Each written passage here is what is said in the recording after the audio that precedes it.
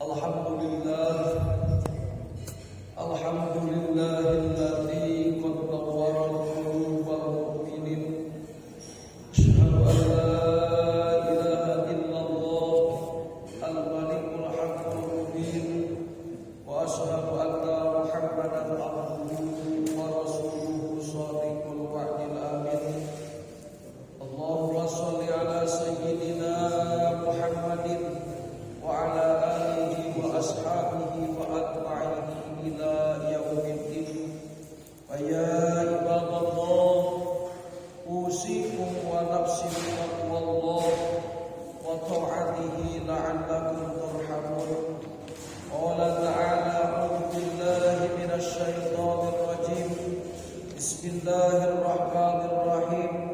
Walladzina jahadu fina lanahdiyannahum subulana. Shadaqallahul adzim.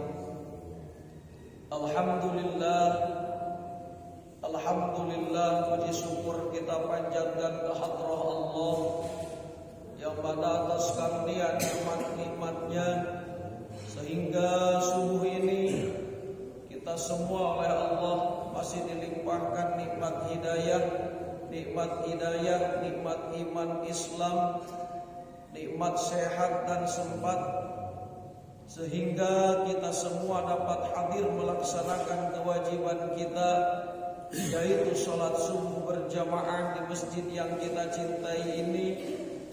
Mudah-mudahan segala rangkaian ibadah yang kita laksanakan bernilai pahala di sisi Allah Ta'ala. Amin ya rabbal alamin.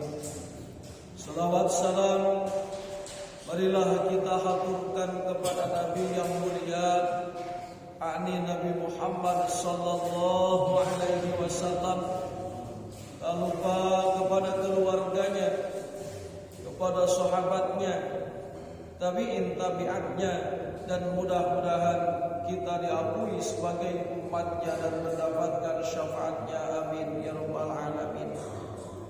Para hadirin jamaah subuh yang dimuliakan Allah, melanjutkan hikmah pada bulan kemarin. Bismillahirrahmanirrahim. Innama awrada alaikal warida litakuna bihi alaihi waridan. Awrada alaikal warida liyusallimaka min yaddil aghyar wa yuharriraka min rikil asar. Awrada alaikal warida liyukhrijaka min sidni wujudika ila qada'i syuhudik. Yang artinya pastinya Allah mendatangkan atas engkau sebuah warid supaya engkau menghadap kepada Allah. Yang kedua, Allah mendatangkan lagi kepada engkau atas warid supaya engkau diselamatkan daripada tangan-tangan makhluk dan memerdekakan engkau daripada perbudakan makhluk itu. Allah mendatangkan lagi warid kepada engkau supaya mengeluarkan engkau daripada wujudnya makhluk engkau ila qada'i syuhudik, menuju musyahadah engkau kepada Allah. Para hadirin jamaah subuh yang dimuliakan Allah, yang berkaitan di hikmah subuh ini, bahwasannya Allah mendatangkan kepada hati-hati orang yang beriman, yaitu berbagai macam cahaya, berbagai macam tingkatan cahaya yang oleh Allah dimasukkan ke dalam hati orang yang beriman. Yang mana cahaya ini disebut warid. Artinya warid adalah sesuatu cahaya yang didatangkan ke hati orang yang beriman, yang mana kalau hati kita dimasuki cahaya ini, yang tadinya kita membelakangi Allah, berubah menjadi menghadap kepada Allah. Yang tadinya kita menjadi budak makhluk berubah menjadi perbudakan makhluk itu. Yang tadinya kita ini tidak bisa musyahadah dengan Allah, yaitu merasa disaksi oleh Allah, timbul hatinya merasa disaksikan oleh Allah. Jadi di dalam hikmah ini adalah kita harus paham kalau Allah sudah mendatangkan warid ke dalam hati kita. Jadi supaya kita paham apa itu warid. Warid ini adalah sesuatu keistimewaan yang oleh Allah didatangkan ke dalam hati kita. Apa perbedaannya warid dengan ilmu? Kalau ilmu datang ke dalam hati kita, belum tentu merubah diri kita. Banyak orang yang banyak pemahamannya, tetapi perilakunya tidak sesuai dengan pemahamannya. Banyak orang yang banyak hafal ilmu, tapi perilakunya tidak sesuai dengan ilmunya. Tapi kalau Allah mendatangkan warid ke dalam hati kita, maka yang tadinya seandainya kita ahli maksiat akan berubah menjadi ahli taubat. Kalau tadinya kita membelakangi Allah, akan berubah menjadi menghadap kepada Allah. Kalau tadinya kita ini menjadi budak makhluk, maka kita ini akan bebas dari perbudakan makhluk itu. Kalau seandainya tadinya kita belum bisa musyahadah, belum bisa ma'rifat oleh Allah, akan ditimbulkan dalam hatinya cahaya musyahadah dan ma'rifat itu. Ini yang harus kita usahakan bagi orang yang beriman, yaitu mengejar warid yang Allah datangkan ke dalam hati kita. Kenapa? Karena kalau seandainya kita ini belum ada warid, susah kita ibadah kepada Allah, ingin mendapatkan derajat keikhlasan itu. Para hadirin yang dimuliakan Allah, Allah Ta'ala berfirman, A'udzu billahi minasyaitonir rajim, walladzina jahadu fina lanahdiyannahum subulana. Yang artinya, dan orang-orang yang bersungguh-sungguh di jalanku, kata Allah, niscaya Allah akan berikan jalan petunjuk, akan berikan petunjuk mereka ini kepada jalanku. Artinya begini, orang yang di dalam hatinya ada sungguh-sungguh ingin mendekatkan diri kepada Allah, itu oleh Allah akan diberikan petunjuk jalan menuju kepadanya. Artinya kalau kita di dalam hati tidak terpanggil, tidak ada rasa ingin meningkatkan ibadah, maka kita ini tidak akan meningkat ibadah kita. Jadi yang harus kita tanamkan di hikmah ini, kalau kita ibadah kepada Allah ingin meningkat, maka tambahkan, niatkan di dalam hati kita bahwasanya ibadah kita kepengen meningkat itu. Para hadirin yang dimuliakan Allah, jadi orang yang di dalam hatinya tidak ada rasa keinginan ingin meningkatkan ibadah, maka ibadahnya tidak akan meningkat. Yang harus kita tanamkan dulu di dalam hati, simpan dalam hati kita bahwasannya kita ini ingin meningkatkan ibadah. Nah, menghadirkan dalam hati kita ingin meningkatkan ibadah ini tidak bisa datang begitu saja, melainkan datangnya ini melalui pintu warid. Artinya warid sesuatu yang didatangkan oleh Allah ke dalam hati kita. Para hadirin yang dimuliakan Allah, karena sesuatu itu yang didatangkan oleh Allah kepada kita, maka kita ini dituntut untuk mendapatkan itu. Jadi kembali lagi, kalau kita ingin meningkatkan ibadah kepada Allah, di dalam hati ingin timbul ada rasa ingin meningkatkan ibadah kepada Allah, itu tidak bisa datang begitu saja. Misalnya, mohon maaf, kita ini ada kepengen menambah bacaan Al-Quran. Dalam hati ini kita ini ingin menambah sholat-sholat sunnah kita. Itu tidak bisa datang begitu saja, melainkan datangnya rasa ingin meningkatkan ibadah itu adalah dengan adanya warid. Nah, adanya warid ini harus kita usahakan. Bisa saja datangnya warid itu satu dengan jalan imma bidzurriyah, satu dengan jalan faktor keturunan. Apa yang dimaksud faktor keturunan begini, Pak.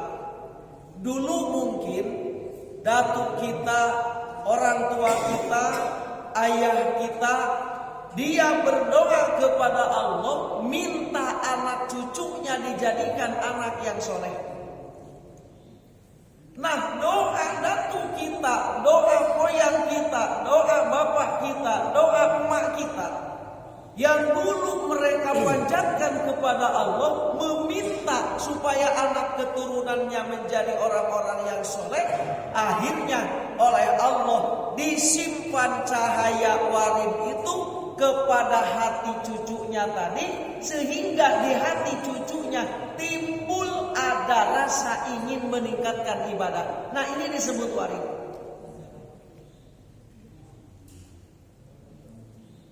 Makanya bagi kita, jangan pernah meninggalkan mendoakan keturunan kita.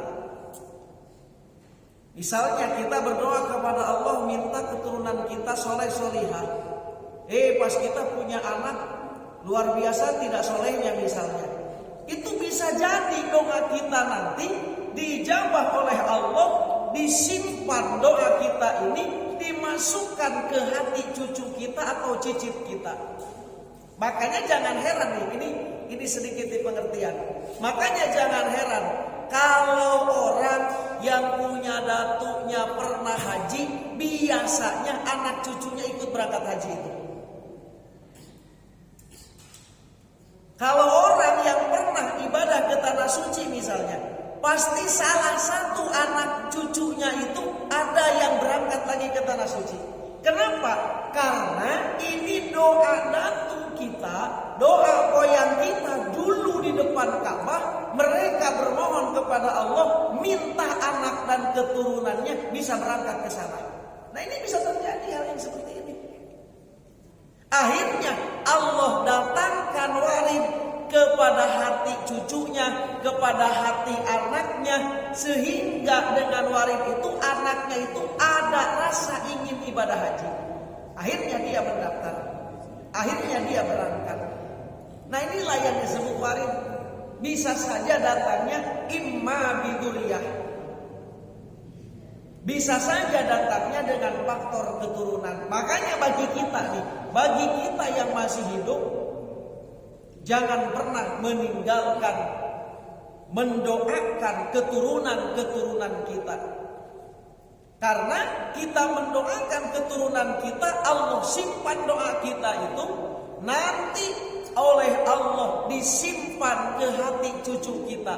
Sehingga cucu kita ini yang tadinya nakal berubah ingin menjadi baik. Nah, ini yang disebut warid. Jadi kita ini ingin meningkatkan ibadah, sekali lagi tidak bisa begitu saja. Ada rasa ingin meningkatkan ibadah ini, bisa saja ini doa datu kita, doa boyang kita dulu. Sederhana saja contoh misalnya, kita pada subuh ini sholat subuh berjamaah di sini, alhamdulillah. Ini bisa saja kita saat ini diberikan hidayah sholat subuh di sini. Ini salah satu doa orang tua kita, salah satu doa koyang kita. Itu bisa terjadi begitu, Pak. Makanya kemarin di hikmah-hikmah awal, jangan pernah kita menganggap ibadah yang kita lakukan itu kehebatan diri kita, jangan pernah. Yang jelas ini adalah af'alullah, yang jelas ini adalah pekerjaan Allah. Bahkan bisa jadi penyebabnya ini af'alullah, kita bisa sholat subuh di sini, ini salah satu doa orang tua kita. Hadirin yang dimuliakan Allah, makanya di dalam keterangan di dalam kitab utama, di dalam kitab Nasha'ihul Ibad dijelaskan begini, arba'un min alamati syaqawah. Ada 4 tanda kalau kita ini mau celaka. Yang pertama adalah nisyanud dzunubul madiyah. Tanda kita akan celaka itu kita melupakan dosa-dosa yang pernah kita lewati. Wahia indallahi mahfudatun, padahal dosa itu di sisi Allah tercatat. Jadi begini, tidak ada dosa yang tidak dicatat. Setiap dosa pasti dicatat. Tapi kalau kita ibadah belum tentu dicatat. Nah, kita melupakan dosa, ini adalah salah satu tanda kita celaka. Yang kedua, walikrul hasanatil madiyah. Tanda kita celaka itu, kita selalu mengingat-ingat kebaikan yang pernah kita kerjakan. Jadi ketika kita mengingat-ingat kebaikan yang pernah kita kerjakan, itu min alamati syaqawah, tanda kita akan celaka itu. Hadirin yang dimuliakan Allah, yang ketiga, kita melihat urusan dunia kepada orang yang di atas kita. Melihat harta yang di atas kita, melihat jabatan yang di atas kita, itu min alamati syaqawah. Dan yang keempat, melihat urusan akhirat kepada orang yang di bawah kita, itu min alamati syaqawah. Ini urusan akhirat. Misalnya kita ini tidak berjamaah, merasa sudah soleh. Kenapa? Karena melihat orang yang tidak sholat. Nah, ini melihat orang urusan akhirat di bawah kita, ini min alamati syaqawah. A'udzubillahi min dzalik. Mari kita lihatlah sedikit sejarah Sayyidina Umar. Sayyidina Umar ini adalah sahabat Rasulullah yang salah satunya sahabat yang termasuk sahabat al-mubashirina bil jannah, sahabat yang sudah dijamin masuk surga. Kurang apa pahala beliau? Beliau punya pahala jihad. Sering beliau ikut berperang dengan Rasulullah, berjihad. Padahal jihad ini ketika dia wafat mati syahid. Orang yang jihad ini ketika dia membunuh satu kafir, dosanya diampuni oleh Allah. Sayyidina Umar ikut berjihad, punya pahala sedekah, punya pahala sholat berjamaah. Tapi suatu hari Sayyidina Umar ketika jadi khalifah, dia melihat warganya yang kelaparan. Kemudian dia balik ke gudang Baitul Mal, dia memikul gandum untuk ngasih orang yang kelaparan itu. Ada sahabat yang lain bertanya, wahai Sayyidina Umar, panjenengan itu adalah khalifah, tidak pantas memikul gandum. Apa jawaban Sayyidina Umar? saya ini merasa Allah murka karena saya berbuat kesalahan selama ini tidak memeriksa ada masyarakat saya yang kelaparan. Jadi Sayyidina Umar yang ia lihat adalah kesalahannya. Padahal amal kebaikannya begitu banyak dan dijamin beliau masuk surga. Jadi ternyata Pak, yang harus kita lihat adalah kesalahan dan kekurangan diri kita. Kalau kita saat ini tidak pernah melihat kekurangan diri kita dan kita hanya mengingat-ingat kebaikan kita, itu ketahuilah min alamati syaqawah, itu tanda kita akan celaka. A'udzubillahi min dzalik, summa a'udzubillahi min dzalik. Para hadirin jamaah subuh yang dimuliakan Allah Subhanahu wa taala. Jadi sekali lagi nih, Al-Warid ini adalah yang didatangkan cahaya oleh Allah kepada hati hambanya, yang mana hambanya ini kalau sudah masuk Al-Warid tadi, yang tadinya membangkang kepada Allah mau menjadi taat dengan Allah. Yang tadinya ahli maksiat berubah menjadi ahli taubat, itu Al-Warid. Atau dikatakan Al-Warid ini adalah sesuatu yang disimpan oleh Allah ke dalam hati seorang hamba, ke dalam hati kita, sehingga dengan adanya Al-Warid ini kita ini ingin meningkatkan ibadah. Ini penting Pak. Jadi kita ini, mohon maaf, kadang-kadang orang yang beriman di dalam hatinya tidak ada rasa ingin meningkatkan ibadah. Ini bahaya. Bahkan kata Nabi termasuk orang yang rugi kalau ibadah hari ini sama dengan hari kemarin. Apalagi kalau hari ini lebih menurun daripada kemarin. Hadirin yang dimuliakan Allah Subhanahu wa taala, yang kedua yang menyebabkan Allah mendatangkan warid kepada kita, wa imma bikasratis shadaqah. Di antaranya orang yang rajin dan banyak sedekah, terutama ada keistimewaan sedekah di bulan Sya'ban. Di bulan Sya'ban perbanyak sedekah kepada siapa? Terutama kepada keluarga kita. Perbanyak sedekah suami kepada istri, perbanyak sedekah orang tua kepada anak-anaknya. Itu bagus di bulan Sya'ban. Yang biasa suami ngasih duit misalnya di bulan biasa itu 10 juta per bulan, di bulan Sya'ban tambah jadi 35 juta.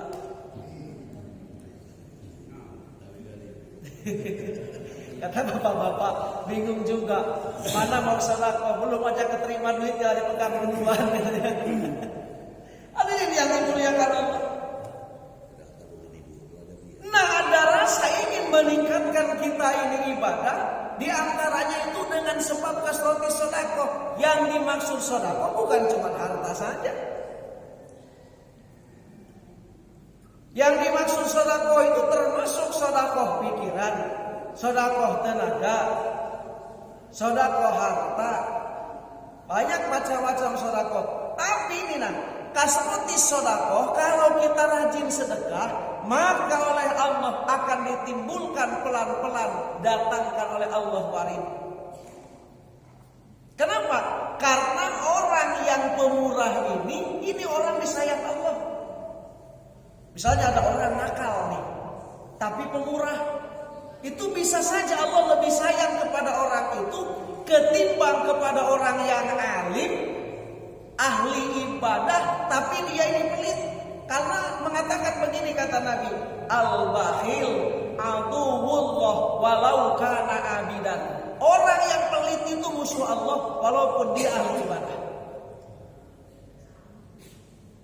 Nah, para hadirin jamaah subuh yang dimuliakan Allah Subhanahu wa taala. Jadi sekali lagi nih, yang mendatangkan warid, apa itu warid? Cahaya yang didatangkan oleh Allah ke hati kita, sehingga dengan cahaya itu yang tadinya kita malas ibadah meningkatkan atau meningkat ingin jadi ibadah. Itu kan kita kan sering gitu begitu. Yang tadinya malas duha, di minggu ini jadi rajin duha. Itu diakibatkan datangnya warid di dalam hati kita. Yang biasanya kita ini malas tahajud, tiba-tiba di minggu ini semangat tahajud. Itu akibat Allah menyimpan warid ke dalam hati kita. Yang tadinya misalnya kita ini malas hadir ke pengajian, tiba-tiba ada rasa ingin duduk di pengajian. Itu tandanya Allah menyimpan warid ke dalam hati kita. Cuman warid ini tidak bisa datang begitu saja, kecuali tadi satu, sebabnya dengan faktor keturunan. Bisa jadi doa orang tua kita, bisa jadi doa datuk kita, bisa jadi doa koyang kita. Yang kedua, warid ini bisa diusahakan datang kepada kita bikasratis sedekah, diantaranya perbanyak sedekah. Au hubbus sholihin, bisa saja warid datang kepada kita dengan mencintai orang-orang yang soleh, mencintai Rasulullah. Orang yang cinta kepada Rasulullah itu biasanya pelan-pelan oleh Allah disimpan warid ke dalam hatinya. Ada orang yang mohon maaf, sholat kagak, ibadah kagak, tapi kalau Rasulullah dihina dia marah karena dia cinta kepada Rasulullah. Nah, orang yang ada rasa cinta kepada Rasulullah itu biasanya pelan-pelan oleh Allah didatangkan warid, sehingga yang tadinya malas sholat berubah menjadi ahli sholat. Ini penting bagi kita. Para hadirin yang dimuliakan Allah Subhanahu wa taala, termasuk yang menyebabkan datangnya warid itu au bi musibatin, atau dengan musibah, Pak. Makanya jangan heran orang kalau lagi ada musibah dia rajin ibadah. Kalau duit lagi sedikit, hidup lagi banyak masalah, rajin dia tahajud. Nah, yang ternyata rajin tahajudnya dia itu didorong warid. Kenapa didorong warid? Kenapa datang warid? Sebab dia ini dapat musibah. Jadi kalau orang yang dapat musibah, biasanya oleh Allah didatangkan warid ke dalam hatinya berupa cahaya, sehingga dengan warid itu timbul dia ingin melaksanakan ibadah. Makanya jangan heran kalau kita ini ada orang yang kena musibah, ada yang keluarganya meninggal, alhamdulillah dia rajin sholat. Tapi kalau sudah 7 hari itu biasanya sholat ditinggal lagi. Ada yang kayak begitu. Tapi kalau di panorama insya Allah tidak ada yang kayak begitu. Nah, hadirin yang dimuliakan Allah. Jadi ternyata adanya musibah ini salah satu jalan Allah mendatangkan warid ke dalam hati kita. Makanya para ulama, mari kita lihat orang-orang yang ahli ma'rifat lah. Orang-orang yang ahli ma'rifat, para sahabat Nabi, para aulia Allah, mereka dapat nikmat dengan dapat musibah itu sama. Ketika mereka dapat nikmat, hatinya dengan ketika dapat musibah itu sama hatinya itu. Kenapa? Karena mereka melihat ketika datang musibah itu salah satu jalan datangnya warid. Dan kalau warid itu sudah datang ke hati kita, maka pasti kualitas ibadah kita akan meningkat. Jadi kalau orang-orang yang sudah duduk di makom ma'rifat, orang-orang yang sudah duduk di makom tarekat, dia ini ketika dapat musibah dan dapat nikmat hatinya sama. Dapat nikmat dia gembira, dapat musibah dia hatinya gembira. Kenapa gembira? Karena dia yakin dengan musibah itu salah satu pintu datangnya warid.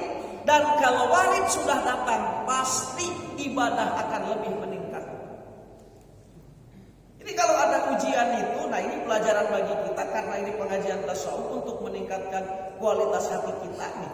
Jadi kalau kita ada musibah, jangan hanya melihat segi dunianya saja, lihat segi akhiratnya.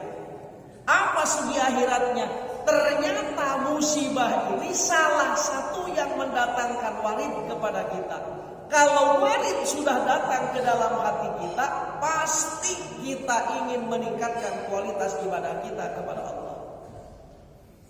Jadi ada buahnya, ada hikmahnya dari musibah itu. Makanya jangan heran orang yang ibadahnya luar biasa itu pasti ujiannya juga luar biasa. Nabi mengatakan asyaddul bala al-anbiya summal amsal fal amsal. Orang yang paling berat ujiannya adalah para nabi. Makanya ibadah para nabi kualitasnya luar biasa.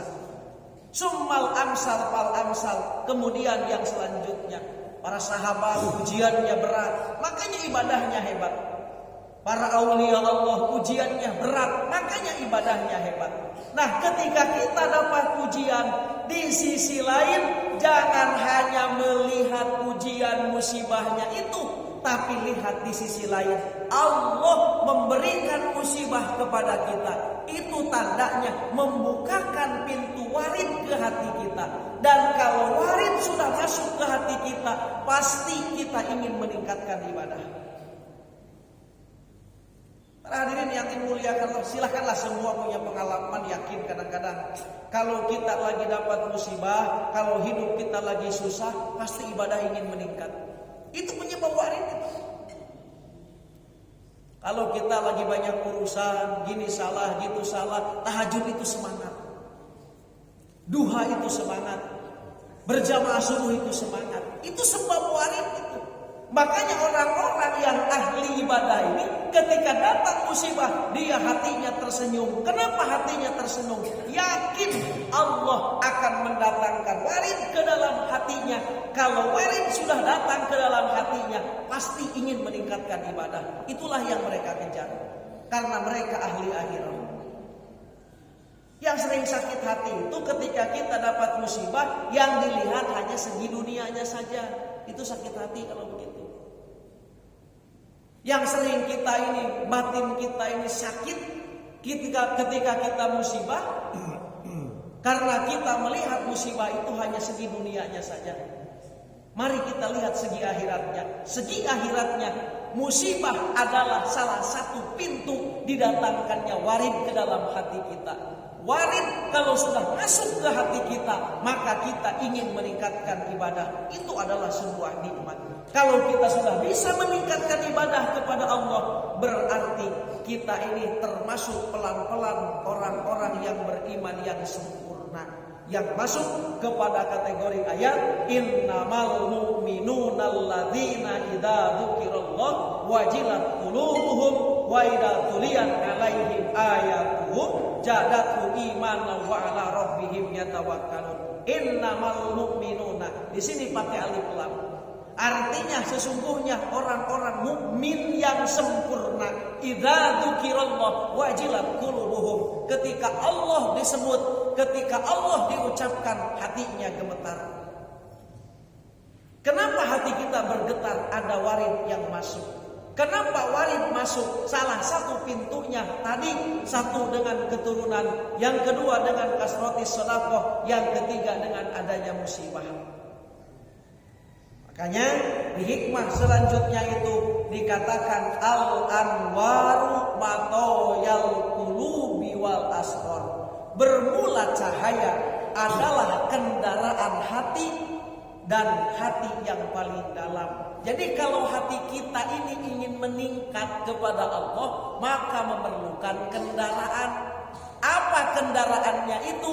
Kendaraannya adalah warid tadi. Jadi kalau hati kita ini ingin semakin menambah keimanannya, ingin semakin jauh melangkah keimanannya, maka memerlukan kendaraan. Apa kendaraannya? Tadi yang disebut warid. Makanya warid dibagi tiga. Satu, ada nurul bidayah. Apa nurul bidayah? Cahaya hati yang disimpan oleh Allah ke dalam hati kita, yang tadinya kita ahli maksiat, menuju ila taubati, menuju taubat. Wa min goflati, yang tadinya hati kita banyak lalai, ilal yaqdoti, menuju kepada hati yang tanginas, yang bangun. Wa minal idbari ilal iqbal, yang tadinya hati kita berpunggung kepada Allah, berubah menjadi menghadap dengan Allah.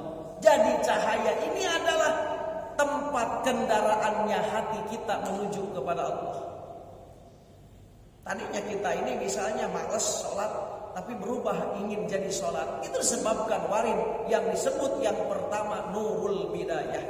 Sehingga buahnya nurul bidayah ini kita menghadap kepada Allah, bertaubat kepada Allah, berzikir kepada Allah. Yang kedua, warid ini bentuknya nurul wasatiyah. Bagi siapa ini tingkatan nurul wasatiyah? Nurul wasatiyah ini adalah matiyatul abdi min istigholi bil khalqi ilal istigholi bil haqqi wa minal i'timadi alal amal ilal i'timadi alal Allah. Nurul wasatiyah, warid yang kedua. Yang tadinya seorang hamba ini sibuk hanya mengurus urusan dunia, hanya mengurus urusan selain Allah. Sibuknya sekarang berubah menjadi sibuk mengurus Allah, memperhatikan Allah. Dan yang tadinya sibuk kebergantungan kepada amal, sekarang bergantungnya hanya satu dengan Allah.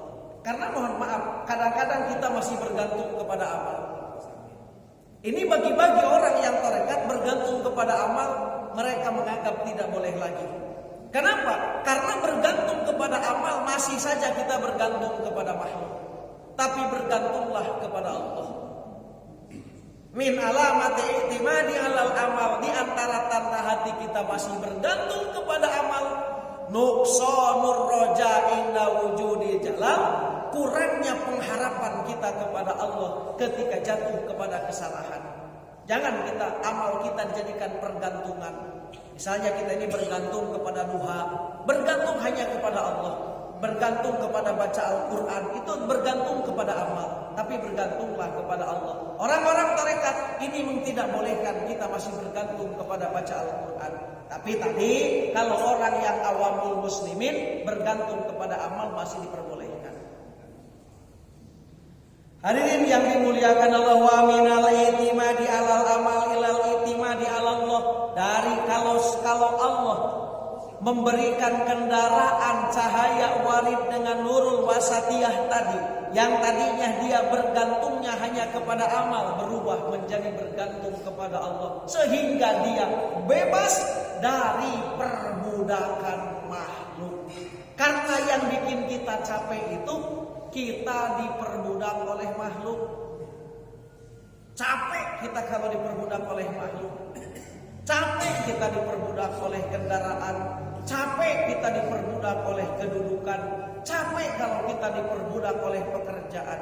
Tapi kalau kita diperbudak oleh Allah, justru hati kita akan mendapatkan ketenangan. Nyaman kita jadi hamba Allah. Nabi itu sampai kelaparan saking ingin jadi budaknya Allah. Kalau bahasa kitanya begitu. Para sahabat itu rela kelaparan saking apa? Saking ingin jadi budaknya Allah. Kenapa? Karena jadi budaknya Allah, jadi hambanya Allah, jadi abdinya Allah, itu adalah orang-orang yang sakinuna tahta majrul aqdar. Hatinya akan diberikan ketenangan berjalan di bawah rel-rel takdir-takdir Allah. Apapun takdir Allah yang terjadi akan menjadikan ketenangan bagi hatinya. Kenapa? Karena mereka sudah rela jadi hambanya Allah, jadi budaknya Allah. Para hadirin yang dimuliakan Allah Subhanahu wa taala, yang ketiga harus kita pahami walaupun kita ini masih jauh, ada yang disebut nurun nihayah. Apa nurun nihayah? Matiyatul abdi min ru'yati nafsihi ila ru'yati rabbih. Ini adalah kendaraan seorang hamba yang merubah hatinya daripada selalu memandang dirinya, tetapi berubah dia ini menjadi memandang Allah. Ketika kita sholat, yang ia pandang bukan dirinya lagi, tapi yang ia pandang adalah hidayah dari Allah. Ketika kita baca Al-Quran, yang kita pandang bukan diri kita lagi yang baca Al-Quran, tetapi yang dipandang Allah yang sedang menggerakkan kita untuk membaca Al-Quran. Nah ini ingin datang musyahadah seperti ini tidak bisa ujug-ujug, melainkan ada kendaraan yang disebut nurun nihayah. Tapi nurun nihayah tidak akan datang kepada kita kalau kita tidak mencintai Allah dulu. Cintai Allah, di antaranya mencintai, dalam ilmu thariqat diajarkan kita ini perbanyak menyebut nama Allah yang disebut zikrullah. Penting zikir kepada Allah. Makanya di hikmah yang dulu pernah disampaikan, la tatrukal dzikra li adami huduri qalbika ma Allah. Jangan pernah kita tinggalkan berzikir walaupun hati kita belum bisa hadir dengan Allah. Jangan kita pernah tinggalkan berzikir, karena zikir afdhalul ibadah. Zikir adalah ibadah yang paling utama. Apa keutamaan zikir? Dulu pernah dibahas. Keutamaan zikir adalah, mohon maaf, kalau sholat ada waktunya. Kalau sholat harus ada tempatnya. Tapi kalau zikir dalam hati misalnya, sekalipun kita di WC, zikir dalam hati itu boleh. Kalau sholat di WC tidak boleh. Tapi kalau zikir di dalam WC diucapkan dengan hati saja, bukan dengan mulut maksudnya. Zikir bil qalbi, mengingat Allah oleh hati, sekalipun dalam WC itu boleh. Mohon maaf, sekalipun lagi buang hajat, zikirnya dalam hati itu boleh. Yang tidak boleh itu diucapkan oleh mulut. Kita buang hajat, sambil buang hajat Allahu Akbar, tidak boleh kalau begitu. Tapi kalau dalam hati kita lagi buang hajat masih boleh. Makanya zikir adalah afdhalul ibadah. Ibadah yang paling utama ini dilihat dari segi lain adalah zikir. Memang dalam syariat sholat afdhalul ibadah, tapi sholat masih terbatas dengan waktunya. Gak boleh sholat zuhur di waktu subuh. Gak boleh sholat zuhur belum masuk waktunya. Tapi kalau zikir mau jam berapa, mau belum tidur, mau sudah tidur, zikir itu diperbolehkan, diharuskan.